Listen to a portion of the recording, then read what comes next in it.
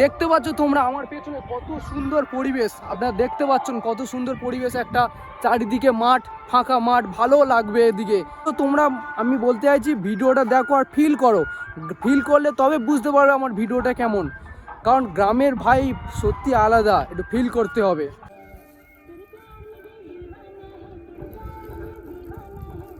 তো আমি আর বাবা চলেইছি, এই ধানগুলোকে একটা এরিয়া দেখতে পাচ্ছ, ওই এরিয়ার মধ্যে ছড়িয়ে দেওয়া হবে, মানে ওখান থেকে গাছ শুরু হবে, গাছ হবে কিছুটা পরিমাণে, গাছটা বড় হবে, তারপর ওখান থেকে বাদবাকি স্টেপ শুরু ধান গাছের। শুরু হয়ে গেছে ধান চাষের প্রথম স্টেপ। প্রথমে যে ধানের কোলা করা হয়েছে ধানের, সেই কোলাগুলো নিয়ে এখন এবার মাঠের মধ্যে ছড়িয়ে দেওয়া হবে অঙ্কুরগুলোকে।